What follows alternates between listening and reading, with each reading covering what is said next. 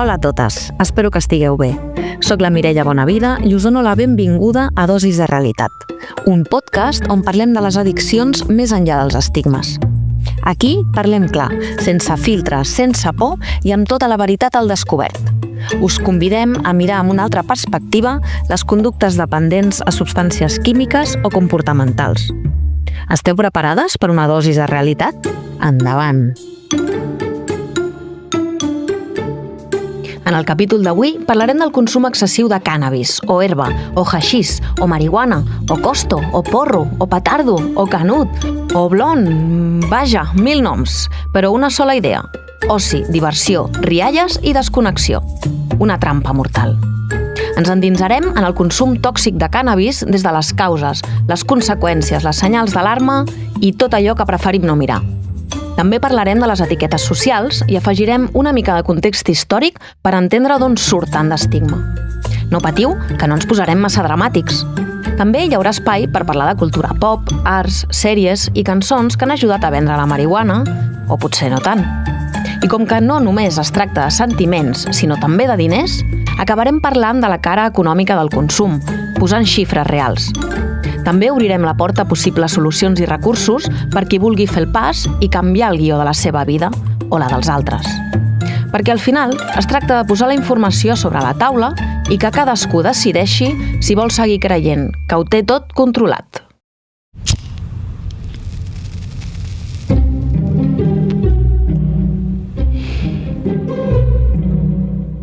Què sabem del cànnabis? Parlem d'una planta que, tot i ser il·legal, té més popularitat que moltes celebritats. I és que és una de les plantes més famoses i conegudes a nivell mundial. El cànnabis i la humanitat porten mil·lennis de relació estable, o tòxica, depèn del dia. Hagi sigut per oci, per religió o per medicina, és una de les espècies vegetals més cultivades al món. De l'opi ja en parlarem en un altre episodi. Ara no cal anar a l'altra punta del món ni fer una ruta per la cultura rastafari per entendre com hi és de present a la nostra societat. Mirem a casa, literalment. Tots tenim un amic que fuma o que cultiva al balcó entre les tomaqueres. És per ús personal, diuen. Sí, clar, personal i bastant generós.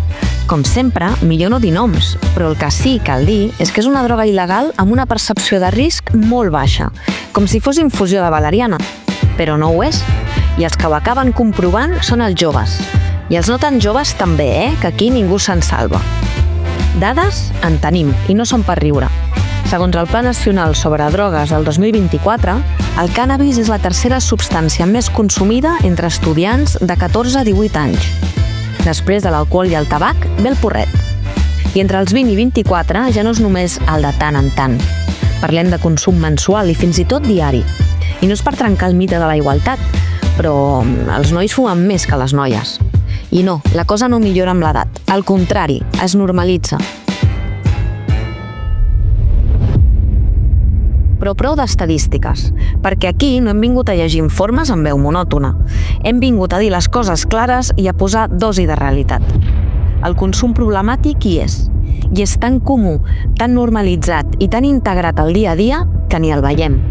I això, oients, és el problema. Que el porro s'ha fet invisible, com el soroll de fons que no molesta, fins que un dia no et deixa viure.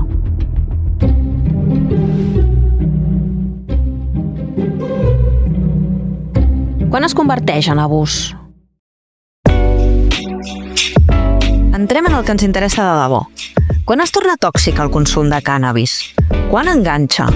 Quan passa de ser només un porro a no puc passar el dia sense fumar? Perquè, escolta, no es tracta de si fumes molt o poc, si li poses més o menys i és més light. Això són detalls. El tema és què et fa el porro a tu, com et deixa, com t'enganxa. Us aviso a mode spoiler. Més endavant trencarem uns quants mites que us deixaran amb les celles aixecades. Però ja hi arribarem. Ara toca mirar de cara al tema. Hi ha senyals d'alarma, senyals que el cos, el cap i la vida comencen a patir.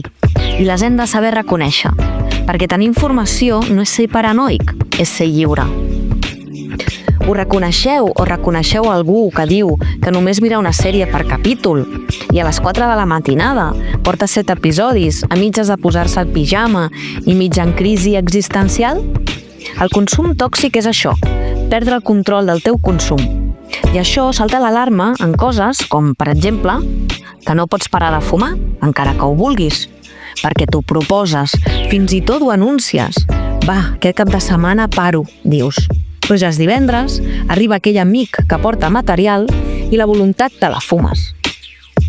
Un altre senyal d'alarma és que has intentat deixar-ho i res. No és que et falti força voluntat, és que el teu cervell ja ha trobat la seva muleta. No fuma per gust, fuma per necessitat. Un altre senyal és fumar més del que un havia previst. Una caladeta i prou, et dius.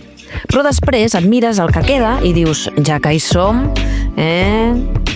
I el que havia de ser una tarda productiva es converteix en una tarda en mode avió. Un altre. Començar a reorganitzar la vida al voltant del porro. Aquesta senyal d'alarma és supercomuna.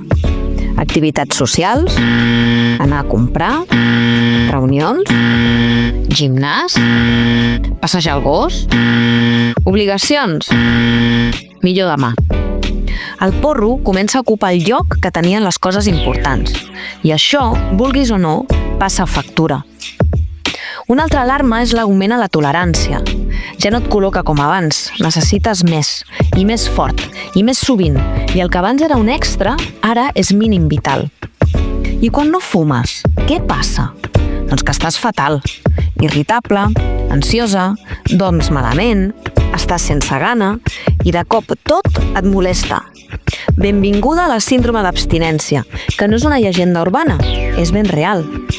Següent alarma. Fumar en llocs o moments que no toquen. És una alarma dura de reconèixer. Però fumes abans d'anar a classe? A la feina? Abans de veure els avis? Tu mateixa saps que no és el moment, però igualment ho fas. El control fa estona que t'ha abandonat. I és que segueixes fumant tot i saber que et fa mal. Tens problemes d'ansietat? Diners?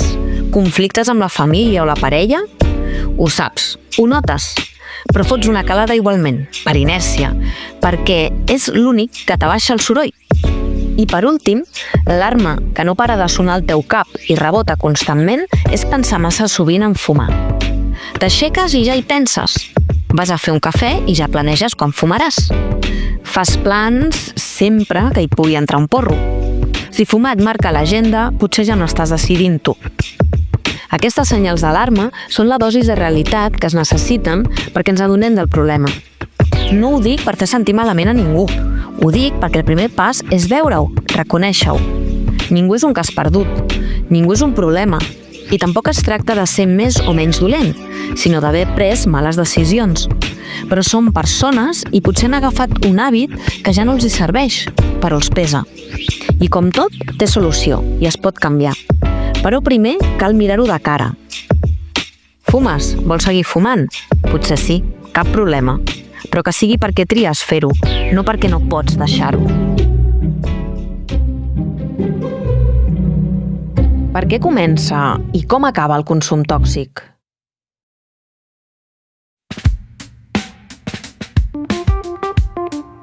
Aquí parlem clar, sense filtres i amb el micro ben obert. Perquè darrere de cada calada de marihuana hi pot haver molt més que ganes de relaxar-se. I el que comença com un refugi, a vegades s'acaba convertint en una gàbia amb perfum d'herba. Per què es comença a fumar massa? Hi ha qui ho fa per desconnectar. Però desconnectar de què? De la feina que dels pares que no entenen res, de les emocions que incomoden, o senzillament d'una vida que pesa com una motxilla plena de pedres. En aquests casos, el porro no és el problema en si, és la tirita, el calmant, el bàlsam improvisat. Però quan el bàlsam es converteix en bastó, quan fumar passa a ser l'única manera de suportar el dia, aleshores ja no estàs fumant tu, el porro et fuma a tu. També hi ha la causa de sempre, la pressió social.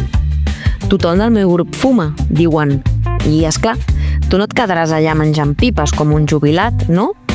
No cal que ningú t'obligui. La pressió pesa igual. Una altra causa habitual, la curiositat, sobretot entre adolescents. Tots volem provar-ho tot, sentir-nos grans, vius, lliures, diferents. Però el problema és que mentre el cervell encara s'està construint, el va regant amb THC, la substància psicoactiva de la Maria. No és que siguis curt, és que no et dones temps ni d'esbrinar com de llest pots arribar a ser. I després hi ha els casos que fan mal de veritat. Vides plenes de malestar emocional, ansietat, depressió, nervis a flor de pell... Vaja, històries que pesen com una pedra, però l'única pedra que acaben fumant és la del haixís. Com altres addiccions que hem vist, la gestió emocional, o millor dit, la no gestió emocional, és la gran porta d'entrada al consum tòxic. El cànnabis aquí no és la causa, és el pegat que tapa la ferida. I si no mires què hi ha a sota, la infecció pot créixer sense que te n'adonis. I quines conseqüències té aquest consum abusiu? Primer, et roba la memòria. No saps què buscaves ni per què has entrat a la cuina. I no és l'edat, és la Maria menjant-se la teva RAM, com si fos un bol de crispetes. Després, entres en un estat de mode avió. No estàs malament, però tampoc bé. Estàs... En diuen síndrome amotivacional, però sona molt més cool del que és. Et treu les ganes, la xispa, el motor. Una altra conseqüència és que a nivell social vas desapareixent. Ja no surts tant, o si ho fas, vas fumat, i et converteixes en aquell que sempre està col·locat. I això, sovint, porta a la soledat. Una soledat que fa olor de paper cremat i promeses a mitges. I si hi afegim ansietat, paranoia o fins i tot episodis de psicosis en persones vulnerables, la cosa deixa de fer cap gràcia. Però tranquil, el sistema segurament et mirarà abans com un delinqüent que com una persona que necessita ajuda. Ironies de sempre. I aquí entra un altre factor clau, la salut mental. Perquè fumar per calmar l'ansietat pot semblar inofensiu, però si tens predisposició genètica o antecedents familiars, el risc de desenvolupar trastorns greus com l'esquizofrènia és real. No és ciència-ficció, és neuroquímica. I el porro no pregunta com tens el cervell abans d'instal·lar-s'hi. No es tracta d'espantar ni de moralitzar. No volem caure en el típic «això no es fa». Es tracta de posar nom a les coses. I si el teu fill, filla, amic o tu mateix heu convertit el porro en l'únic bot salvavides, potser és perquè la realitat pesa massa. I això no és ser feble, és ser humà. Però també cal saber que hi ha alternatives, hi ha ajuda. I sí, es pot tornar a dormir, a riure i a viure, sense necessitat d'encendre res abans. Aquí, com sempre, la informació no és per castigar, és per obrir els ulls. I, si cal, per encendre una llum més neta que qualsevol porro.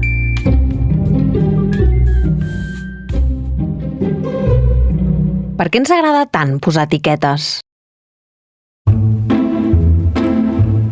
Hi ha persones que tenen un problema de veritat, però el que sovint els cau a sobre no és ajuda ni comprensió, sinó un bon grapat de judicis gratuïts. Les etiquetes socials que pengem sense mirar a sobre de la gent que té un problema de consum, com la majoria d'etiquetes, només fa que carregar la motxilla vital dels consumidors. Perquè al final, si fumes massa, no ets una persona amb dificultats. Ets el col·locat, el fracassat o el que s'ho ha buscat. Sabem posar etiquetes molt ràpid, però fer preguntes ens costa més. I potser la clau és aquesta, canviar els «què fas» per «com estàs». Canviar el «ja t'ho havíem dit» pel «què necessites». Perquè darrere d'un consum problemàtic, gairebé, sempre hi ha una història. I no cal justificar-ho tot, però sí entendre-ho una mica millor abans de jutjar-ho tant. Si tens un problema amb el fumar, no ets menys vàlid, ni menys digne, ni menys persona. Tens un pes que potser fa temps que arrossegues sol. I si ets el que mira algú amb un problema d'addicció i només veu un error, potser és que no has mirat prou a fons. Aquí no venim a salvar ningú, però sí a recordar una cosa. Ningú es mereix ser reduït a una etiqueta, especialment quan el que més necessita és que algú l'escolti sense posar-li un adhesiu al front. D'on venen els orígens dels estigmes cap als consumidors de cànnabis? L'etiqueta que s'ha guanyat un lloc VIP a l'imaginari col·lectiu és la de droga pont. Aquesta que et fa creure que el porro és l'esglaó directe cap a l'infern, que el cànnabis fa de pont a drogues més dures. Però d'on surt aquesta història tan apocalíptica? Doncs prepareu-vos, que té més a veure amb política que amb química.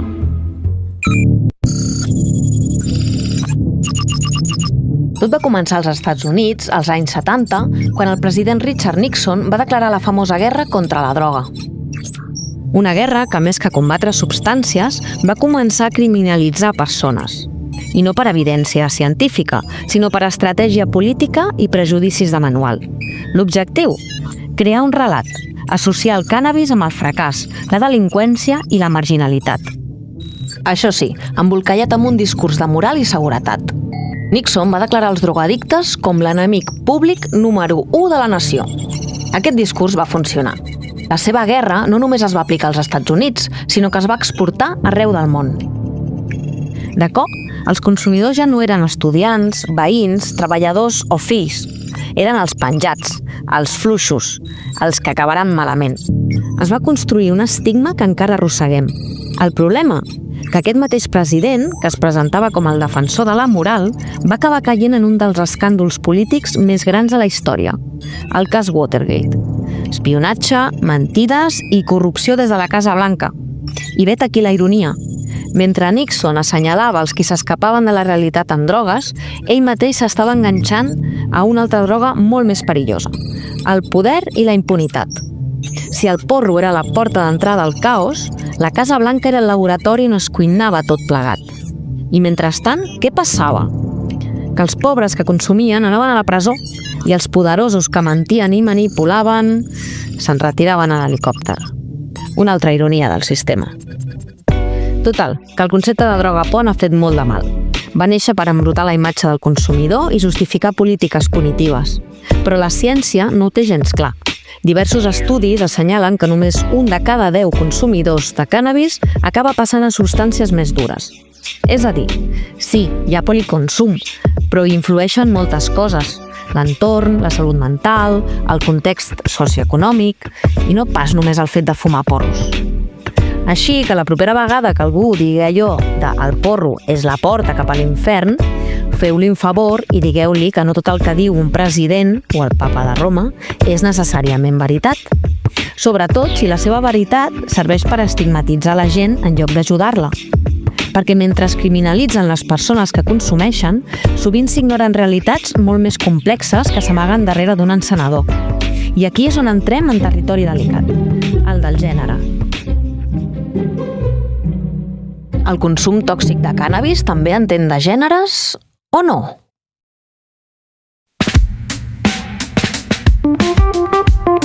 Parlem clar. Quan es tracta d'addicció al cànnabis, el gènere importa, i molt. Segons dades oficials, com les del Pla Nacional sobre Drogues, els nois tenen un consum problemàtic de cànnabis més elevat que les noies. Però si mirem més de prop, la cosa es complica. Per exemple, als 14 anys, les noies fumen més que els nois, però a partir dels 15, ells recuperen la pole position i a partir dels 16 el consum es dispara. Per què? Bona pregunta. Els estudis apunten a 3 pistes clares. Primer, les noies perceben més risc. Segon, diuen que maduren abans. I tercer, tenen més clar què s'espera d'elles, tot i que no sempre ho acceptin, sortosament. Ara bé, si parlem de col·lectius com el LGTBI, la prevalença del consum encara és més alta. I això no és casualitat. Les persones trans, no binàries i bisexuals consumeixen més, i no pas perquè estiguin de festa eterna. Parlem de discriminació, ansietat, estigma i invisibilitat. I sí, també he d'intentar calmar tot això amb una calada. Els motius del consum, a més, varien segons el gènere. Ells tendeixen a fumar més sovint, de més maneres i amb productes més potents. I això eleva el risc de dependència. Les noies, en canvi, poden començar abans a tenir problemes de dependència, però també acostumen a demanar ajuda abans. Curiós, oi? Potser no tant. Elles carreguen més pressió emocional i, sovint, més capacitat d'autocrítica. I atenció al detall científic. Els homes, per qüestions neurològiques, tenen més dèficits d'impulsivitat induïda pel cànnabis. Traduït, ells es tiren més a la piscina sense mirar si hi ha aigua. Tot això ens porta a una idea clau. L'addicció no és neutra. Les normes de gènere, els rols socials i la cultura afecten com, quan i per què es consumeix. Però alerta! Encara hi ha molt poques investigacions que incloguin dones i persones de gènere divers. Així que anem una mica cegues, amb estudis fets majoritàriament amb homes, com si la resta no comptés. Bravo, ciència patriarcal. Per tant, si volem parlar de cànnabis i addicció amb cara i ulls, no podem obviar el gènere, perquè darrere cada calada hi ha un context, un cos i unes ferides que no sempre són visibles, però sí reals. I si resulta que la Maria no és tan bona com ens han venut? Seguim i ho descobrim junts?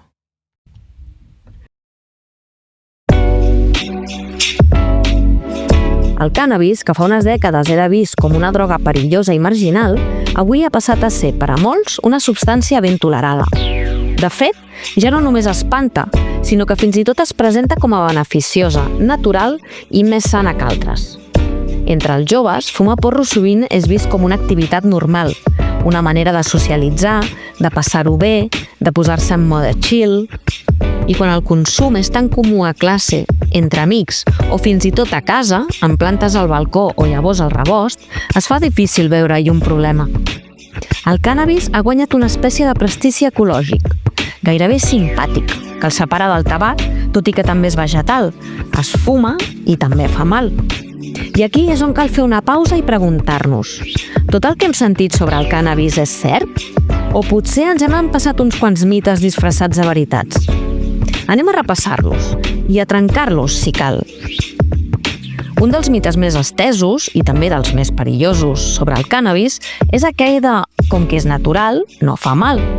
Però escolta, el tabac i l'opi també venen de plantes, i que una cosa sigui natural no vol dir que sigui inofensiva. Sí, el cànnabis té principis actius amb propietats terapèutiques, però això no vol dir que fumar un porro cada dia sigui com prendre un ibuprofè, ni de conya. Aquesta visió tan innocent ha calat fort, sobretot entre els més joves. Molts comencen pensant que no passa res, que és millor que beure. Però el cànnabis no és tan innocent. Pot generar dependència, afecta el cervell, sobretot si encara s'està formant, i pot activar problemes de salut mental en persones vulnerables. I aquí entra un altre mite. La Maria no enganxa. Bé, doncs sí, no sempre, no tothom, però pot enganxar, i molt. I quan el cervell s'acostuma al THC, el compost que et fa sentir bé, deixa de generar el seu benestar de forma natural. Resultat? Quan no fumes, estàs irritable, tens insomni, se'n tanca l'estómac, com un mòbil amb un 1% de bateria i sense carregador. És el que en diem síndrome d'abstinència, que no et farà treure foc pels queixals, però et deixarà ben tocat. I mentre els consumidors, joves i adults, diuen que controlen, les famílies comencen a notar els senyals: mal humor, apatia, aïllament, ansietat. I clar, costa molt lluitar contra un problema que no sembla un problema. Quan el missatge que reben els adolescents és que per fumar porros no passa res, que és més sa que beure alcohol, els pares i mares acaben desarmats. I això crea un silenci incòmode dins les llars. Ni es parla del tema ni es busca ajuda, perquè ningú vol exagerar. Però la veritat és que el cànnabis pot fer mal.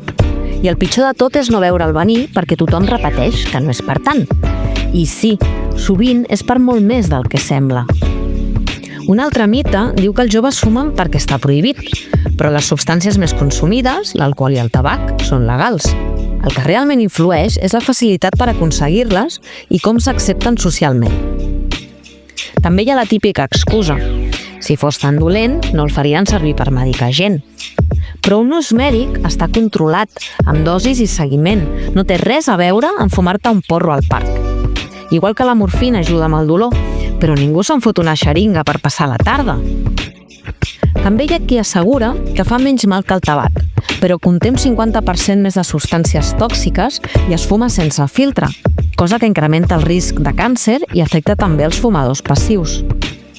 L'addicció al cànnabis és més casolana, és a dir, més de sofà, manta i només fumo per relaxar-me. Una mica com l'alcohol. Recordeu la frase «necessito una copeta per relaxar-me»? Doncs tenim un problema de percepció del que és el relax, perquè la Maria enganxa, i un dia et trobes dient «és que sense porro no puc dormir». I potser el problema no és que no puguis dormir, sinó que t'has acostumat massa a fumar per fer-ho. La qüestió no és demonitzar-ho, és entendre que sí, pot ser addictiu, sobretot si tens una personalitat amb tendència a enganxar-te a coses, ja sigui la marihuana, el sucre o les sèries de Netflix. I no cal acabar dormint sota un pont per tenir un trastorn per ús de cànnabis. N'hi ha prou amb adonar-se que sense fumar et sents buit, irritable o perdut. I això, amics, és el moment de plantejar-se que potser cal més ajuda que una calada. Perquè demanar ajuda no és un fracàs, és un acte de valentia. Tot plegat són una sèrie de falses creences que fan més fàcil normalitzar un consum que en realitat pot tenir conseqüències serioses. I què ens ajuda a normalitzar aquest consum tòxic i creure tots aquests falsos mites? Doncs ni més ni menys que el cinema, la música, la poesia i fins i tot la televisió. Aquelles coses que semblen cultes també ens serveixen per alimentar el nostre imaginari col·lectiu. I també són grans responsables de la realitat que envolta les addiccions. Així que entrem en uns quants exemples per posar-nos en context cultural. Volem proposar-te una mirada crítica i realista sobre el consum de cànnabis a través d'allò que veiem a les pantalles. Començarem parlant de la televisió. Situem-nos al 2009. ¿Us en recordeu del programa 21 días que s'emetia a la cadena 4? Antes he consumido tanto cannabis y mucho menos en 21 días, así que no tengo ni idea de qué efectos me va a causar. Pero me propongo vivirlo para contarlo. Voy a fumar porros durante 21 días. En l'episodi 21 días fumando porros, la periodista Samantha Villar va decidir experimentar personalment amb el consum continuat de cànnabis durant 3 setmanes. Tot per explorar-ne els efectes sobre el cervell, la conducta i la vida quotidiana. Realmente es la mejor droga para dormir, mientras que con muchos de los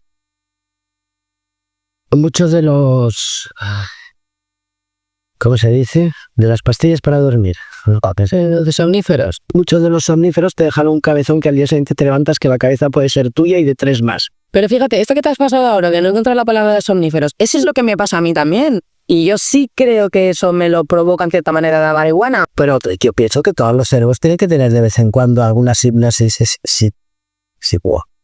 Es que ahora que me sabes, ya estamos con la misma.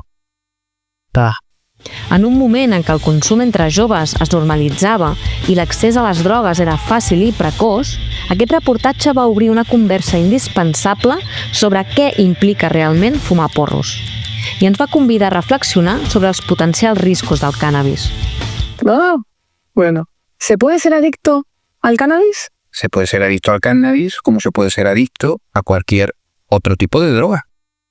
Porque la gente defiende que no hay un síndrome de abstinencia al cannabis y que no hay una adicción al cannabis. Hay una adicción al cannabis como la hay a cualquier otra droga y un síndrome de abstinencia físico al cannabis es cierto que no se ha descrito.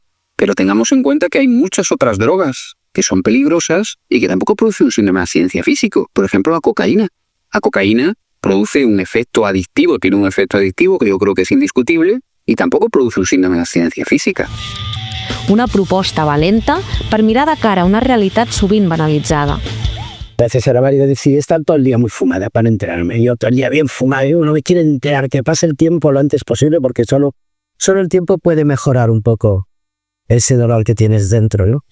I és que són poques les sèries televisives i els programes que estan orientats a parlar i tractar exclusivament sobre el consum i l'abús als porros.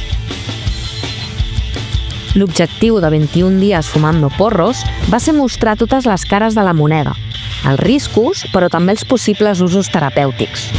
Malauradament, el seu capítol va ser parcialment censurat per la cadena, que va eliminar els fragments relacionats amb els beneficis mèdics. Una oportunitat perduda de fer una divulgació més honesta i completa, com la que fem a Dosis de Realitat. Recordeu que la informació en totes les seves cares ens fa lliures i per això la realitat en petites dosis ens fa obrir els ulls i agafar consciència.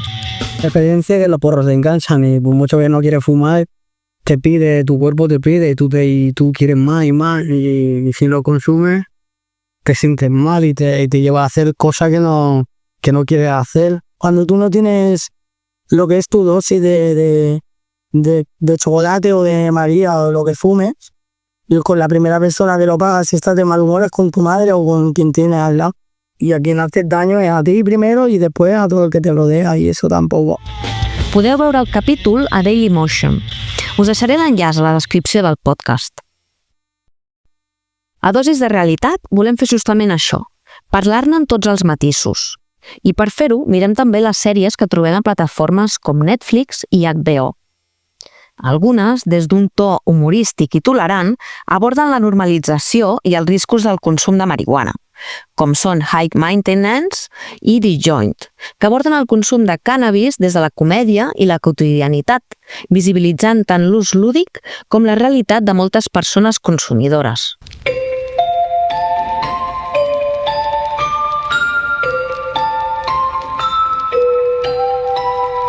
Do you wanna play? Do you wanna come play in my twisted games? My twisted games. Do you wanna play? Do you wanna come play in my twisted games? My twisted games.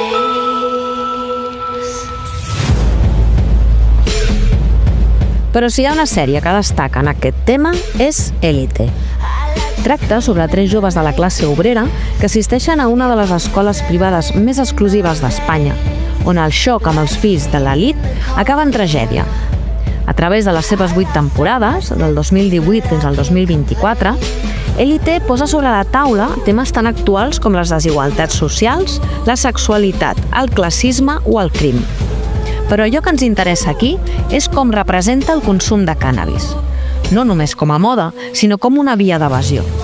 Ens mostra com alguns joves fan servir els porros per escapar d'una realitat que els supera. I això és només ficció? O ens parla d'alguna cosa que passa, i molt, fora de la pantalla? Élite ens serveix de mirall.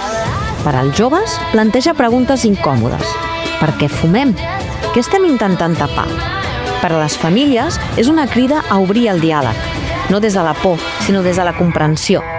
Perquè darrere cada porro pot haver-hi molt més que ganes de passar-ho bé. Élite no vol donar lliçons, però sí que ens planta preguntes incòmodes. El consum és una elecció lliure o una resposta a una realitat que no sabem gestionar? És una moda o un símptoma? I més important encara, com ho afrontem com a societat? Élite és a Netflix. No només la miris, parlen. Pot ser un punt de partida per parlar, sense tabús, d'un tema que és molt més proper del que sembla. I això també és fer prevenció. Recordeu, la millor eina per prevenir no és el silenci, és la conversa i el diàleg. Analitzarem ara la música.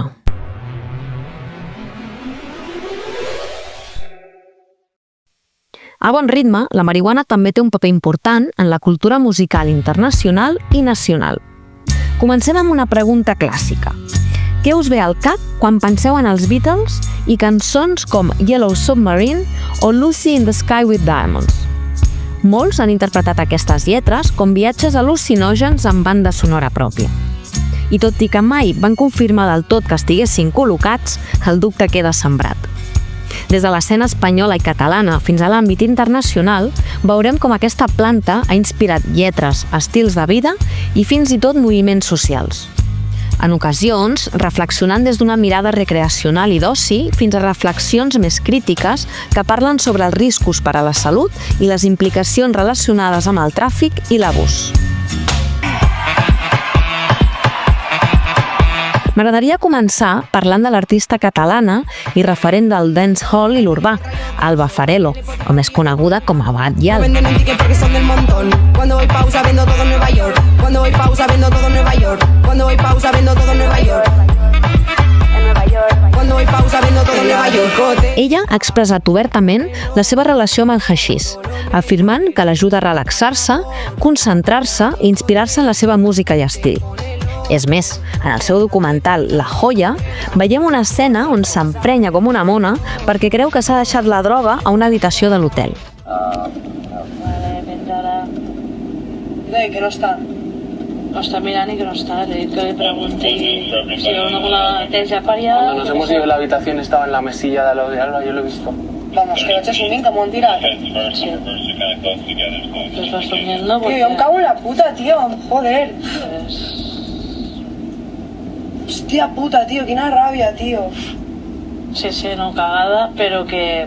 Y encima aquí lo de la resina es misión imposible. Va, tío, la veritat, Bueno, pues si no... que traiga marihuana. Sí, marihuana. Jo no vull marihuana. Ja, bueno, Quedan un montón de porros, tio. M'he menjat això, de moment, per a tranquil·litzar-te. No vull menjar res, tio. Vull els meus putos porros. Això és el que vull, tio. O sigui, what the fuck, tio? O sea, what the fuck, en plan... No. Mira, Que no vull. Que no vull, Alba, gràcies, no vull. ¿Alguien quiere? És que li he dit, hem sortit a l'hotel i li he dit, has agafat els porros? No.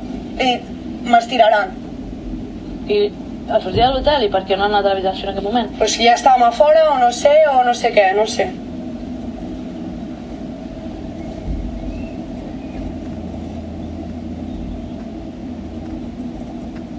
Jo... Joder, tio, em fa molta ràbia, tio.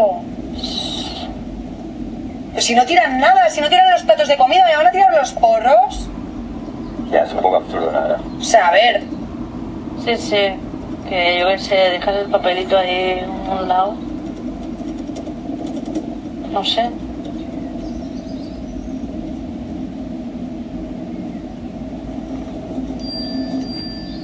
Buah, los he encontrado. ¿Sí? Sí. En la basura. No.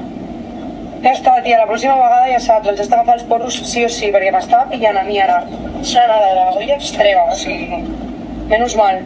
Gràcies per buscar-ho bé, mil gràcies, però ja saps, nunca más, els porros sempre, agafa'ls sempre. En una entrevista a La Vanguardia, reconeix que aquell moment la va fer reflexionar. No puc dependre d'això, va dir. Un gest de transparència que convida a mirar-se el consum amb ulls més crítics. I Alba, des d'aquí, et diem que t'ho agraïm i t'animem. La música no necessita res més que el teu talent.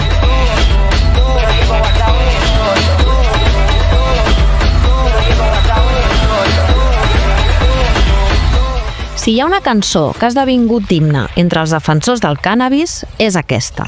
Y saca un papelillo, me prepara un cigarrillo y una china pa'l canuto de hachís. Saca ya la Chinatron, venga ya esa Chinatron, quémame la Chinatron. ¡No hay chinas! Saca un papelillo, me prepara un cigarrillo y una china pa'l canuto de hachís. Saca ya la Chinatron, venga ya esa Chinatron, quémame la Chinatron. No hay chinas hoy. No hay chinas hoy. La banda espanyola Escape, de ska punk, és coneguda per les seves lletres amb missatges crítics i reivindicatius, incloent referències al cànnabis i els problemes derivats del seu consum irracional en un context social de crítica al sistema. Ideal per qui vulgui entendre com la música pot reivindicar amb humor i energia. Saca un papelillo, me prepara un cigarrillo y una china pa'l canuto de hachís. Saca ya la Chinatron, venga ya esa Chinatron, quémame la Chinatron. No hay chinas hoy. Un altre artista amb una trajectòria multicultural és Manu Chao.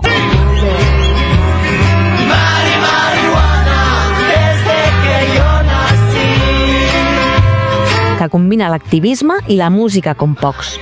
En aquesta peça ens parla del cànnabis des de l'afecte i la quotidianitat, tot i que, com sempre amb ell, la lectura és múltiple. Festa, crítica i llibertat. Tot i que aquesta peça es centra en la celebració i l'afecte pel cànnabis, el context cultural i les diferents interpretacions en la seva lletra han generat debat entre els consumidors més crítics. Yo conozco una chacha, su nombre María Juana. Dice que todos los chachos la buscan para su cama. Pásate ese maíz. Ahora diles cómo acabas con sus malos humos. Fumo petardos, troco los porros, canutos, petas, macas. Fumo chinas, pedro los placas de costo goloso. Fumo y toso los ojos. Un altre clàssic, Alcácer, el raper aragonès, membre de Violadores del Verso i veu poderosa del hip-hop estatal, que utilitza les seves lletres per reflexionar sobre la vida, la consciència i, sí, també sobre el cànnabis.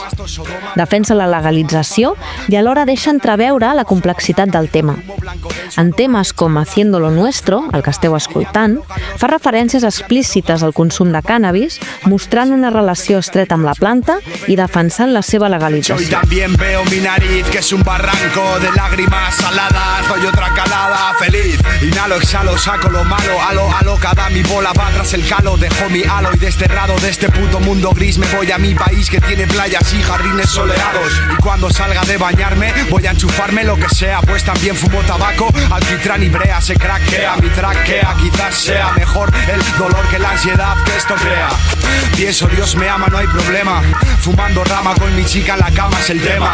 Nuestra mierda suena mejor con crema, pero si no le pegas da igual, pilla la técnica. Pon este ritmo hip hop en tu cabeza. Disfruta la letra, la hierba o la cerveza. Y déjate de historias raras, de drogas caras. Esto es Dimecras, con W, el no va más. Llenamos el papel de poesías, bro. Bebemos de los pozos de la vida, go. Si el humo no te ciega, estate atento, por el resto de placeres te los trae mi show. Llenamos el papel de poesías, bro. Bebemos de los pozos de la vida, go. Si el humo no te ciega, estate atento, por el resto de placeres te los trae. R de rumba. Escribes, bebes, fumas, entonces ponle a esos pagos el plato de postre. Tallas litros es mi atmósfera. Delante de la barra del bar, con unos tragos de más. Me lo bebo todo, échame más. Pero ponle hielo, tetas, coño, también culo, fumando cigarro, fumando porros, dejar que el humo entre.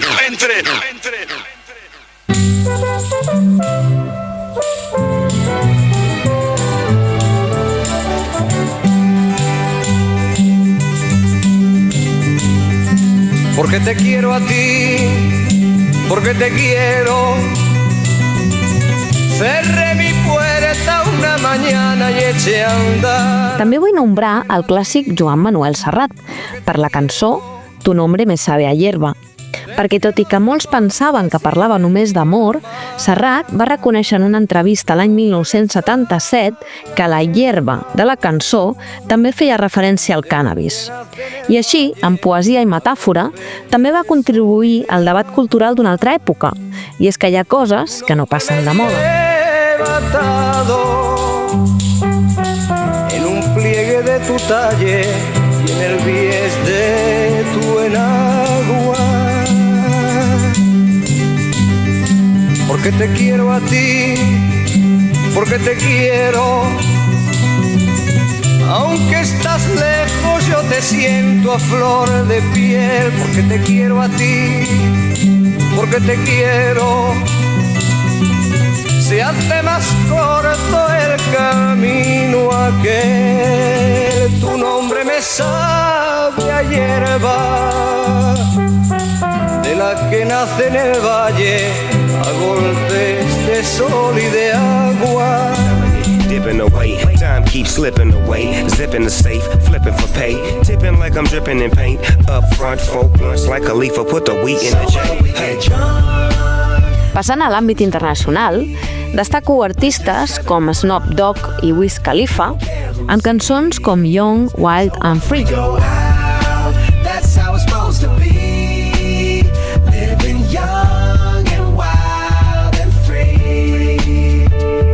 Aquests rapers nord-americans han celebrat obertament el consum de cànnabis, convertint-se en icones de la cultura 420. I us preguntareu, què és això de la cultura 420? Doncs és un codi que va néixer en un institut nord-americà i que avui representa la reivindicació global per la legalització. Els seus inicis es remunten l'any 1971, quan un grup d'estudiants als Estats Units, coneguts com los Waldos, es reunien a les 4:20 de la tarda per fumar cànnabis sense despertar sospites. Amb el temps, aquest codi discret es va transformar en un símbol de rebel·lia, unitat i reivindicació de la legalització, celebrat el 20 d'abril al món sencer. Actualment, el 420 no sols representa la cultura i tradicions dels consumidors, sinó que també impulsa debats sobre els beneficis terapèutics i els riscos associats a un consum desmesurat, convertint-se en un moviment social carregat d'esperança i transformació.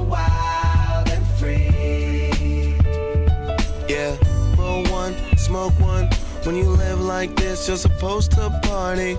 Roll one, smoke one, and we all just having fun. So we just roll one, smoke one, When you live like this, you're supposed to party. Roll one, smoke one, and we all just having fun. So up, we get drunk. So up, we smoke weed. We're just having fun, and we don't care who sees. So up, we go out. That's how it's supposed to be. Living young and wild and free.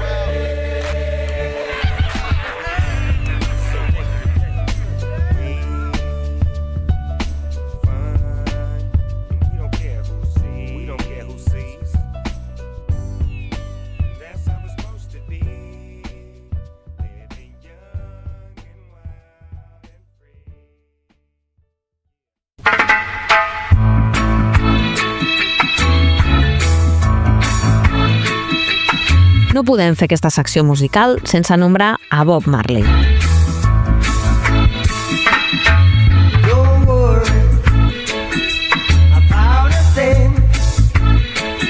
Perquè no es pot parlar de cànnabis i música sense parlar del Bob.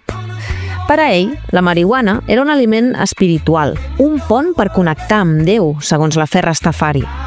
Les cançons no només transmeten pau, resistència i llibertat. També deixen clar que el consum pot tenir un significat profund i no només lúdic. Però com tot, també cal mesura. El llegat de Bob Marley transcendeix la música, convidant-nos a repensar el consum de cànnabis amb equilibri, valorant beneficis i atenent riscos.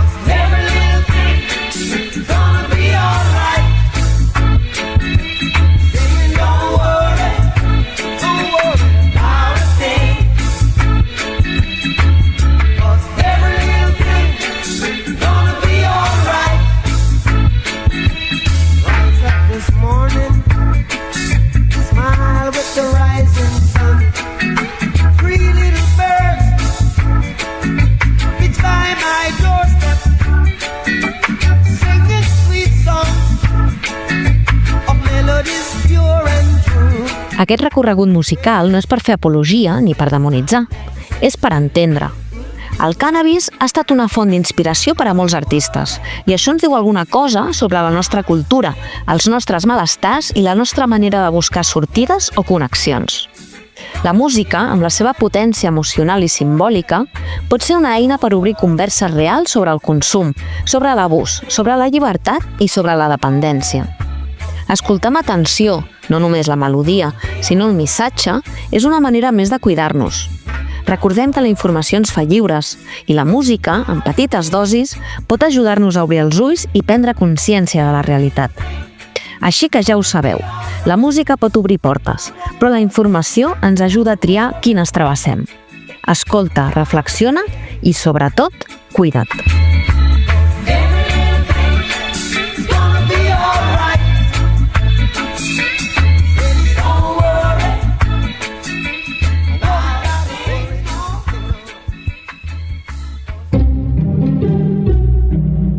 Qui s'omple les butxaques amb el cànnabis?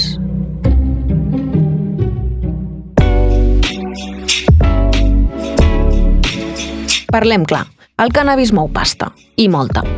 I mentre es continua venent com si fos una qüestió d'alliberament personal o relax ecològic, hi ha tot un negoci que s'hi frega les mans.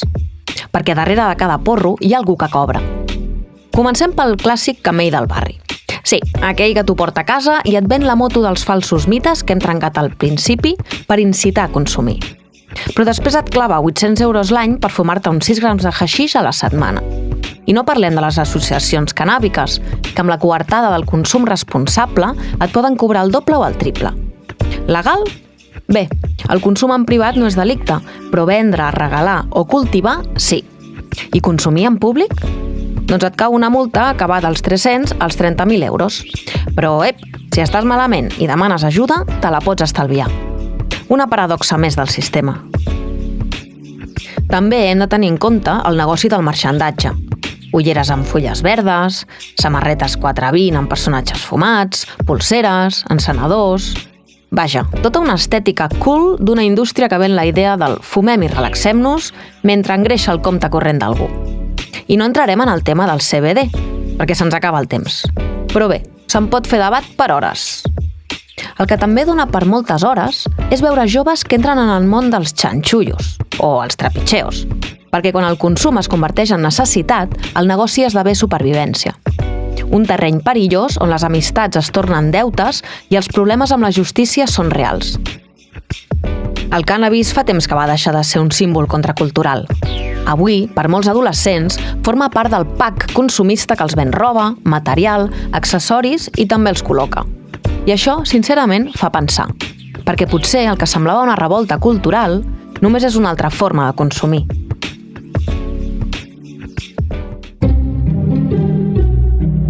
Què ens diuen les dades a nivell local i autonòmic?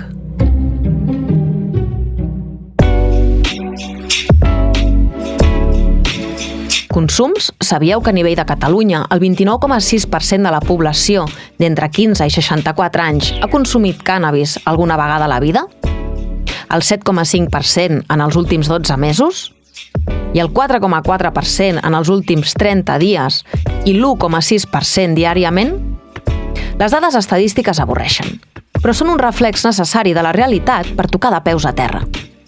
Ara fem parada a casa, a Sant Sadurní. Perquè, com ja sabeu, no cal anar a grans ciutats ni buscar titulars escandalosos per parlar de consum de drogues. El tenim aquí, ben a prop. I no és per alarmar, és per posar-hi llum. Perquè només si mirem les coses de cara, podem començar a canviar-les. Segons el Pla de Drogues i Pantalles 2022-2026, el consum de cànnabis entre adolescents i joves ha anat en augment. I no és cap sorpresa. Ho veiem als parcs, a les places, a les festes i a vegades fins i tot a casa. La Maria, com li diu tothom, s'ha colat en moltes vides. Però no ho ha fet sola. L'acompanya un munt de falsos mites que li fan de màrqueting. I aquí el problema no és només el porro, sinó el silenci. Per això, des de l'Ajuntament han impulsat el SAFAT, o Servei d'Assessorament Familiar sobre Alcohol i Drogues. I si ara t'has quedat pensant, ostres, això existeix?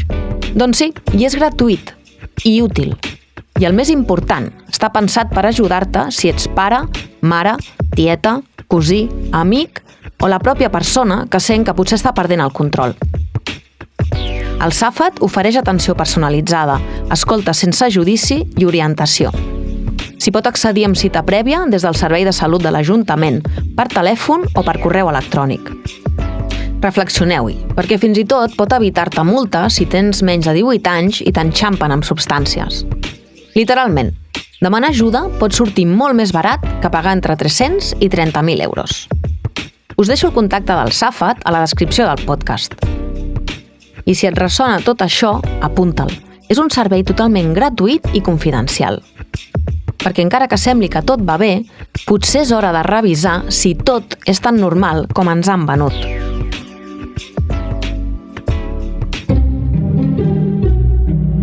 I parlant de vendre, sabeu què s'ha venut força? Els tractaments.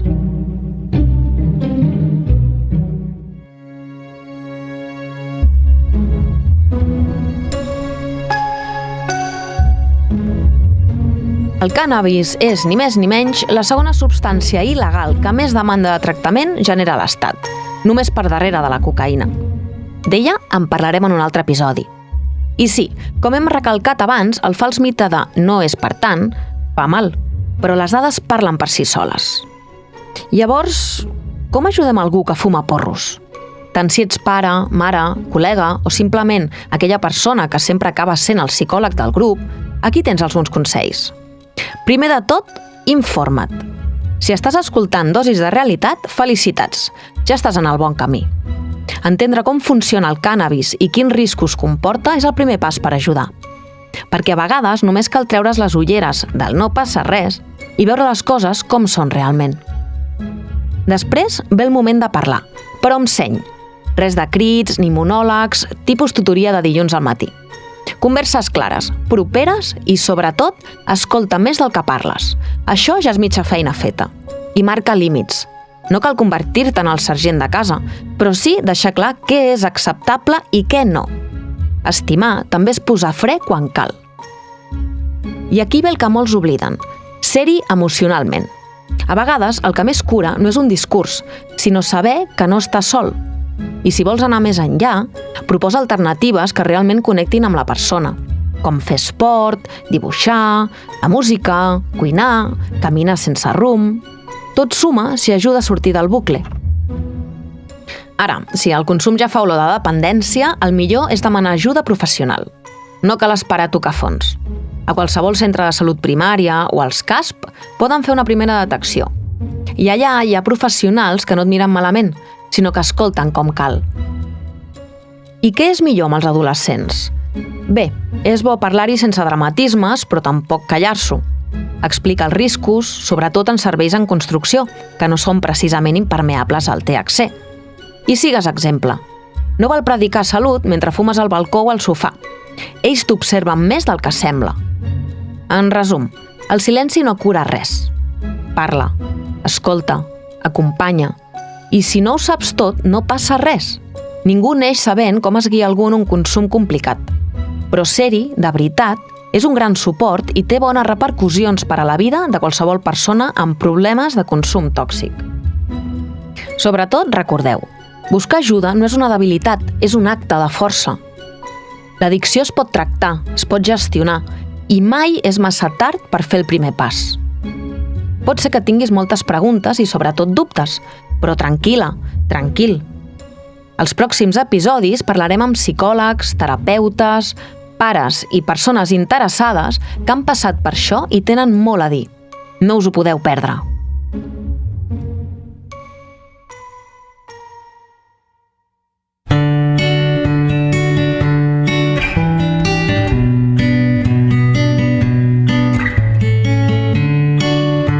No ens agrada parlar de drogues, només consumir-les. No ens enganyem. Però ho hem de fer. El problema és que molts relacionen l'addicció a coses extremes. Gent tirada en un carreró, drames de pel·lícula, vides trencades, famílies destrossades... I no sempre és així. El pitjor, que la societat jutja abans que escolta i fa més fàcil la vergonya que la recuperació. Hem de parlar del que passa sense por als estigmes. Només així canviarem la realitat. Parlar sense tabús trencarà la mala percepció dels addictes. Així que si ets tu qui està dins o si tens algú a prop que ho està patint, parla'n, sigues comprensiu. Escolta. Sobretot, trenca el silenci. Tots hem pres males decisions en algun moment de la nostra vida. Darrere de cada consum hi ha una història, una persona. I darrere de cada història hi ha una oportunitat de canvi. I és ara, aquí, on podem començar a construir una nova realitat més sincera, més humana. I, sobretot, més lliure. Gràcies a tots per la vostra escolta i tornem aviat.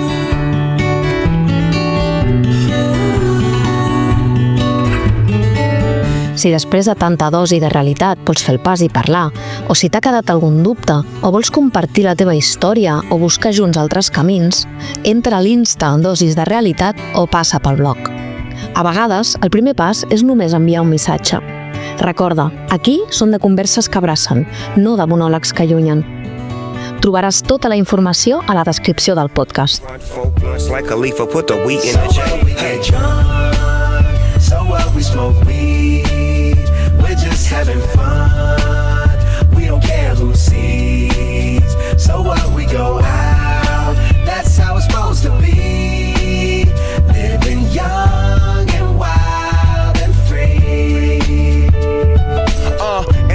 Even care, cause if me and my team in here, it's gonna be some weed in the air.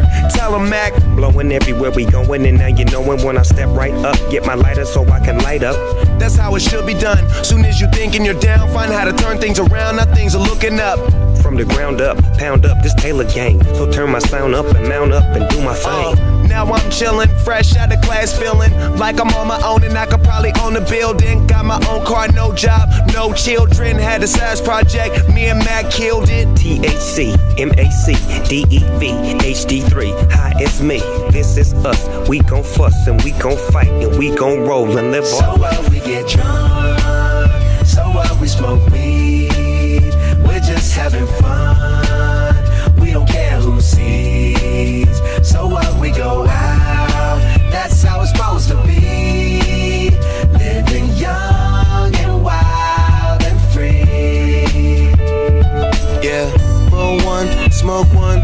When you live like this, you're supposed to party. Roll one, smoke one, and we all just having fun. So we just roll one, smoke one. When you live like this, you're supposed to party. Roll one, smoke one, and we all just having fun. So up, we get